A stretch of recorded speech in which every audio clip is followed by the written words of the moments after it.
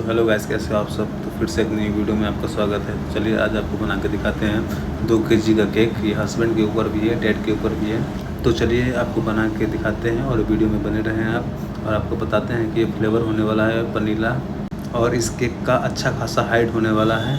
तो ये 2 केजी का केक है, तो हमने हाफ केजी के बेस से काट कर लिया है और इसे हम हाइट में बनाने वाले हैं।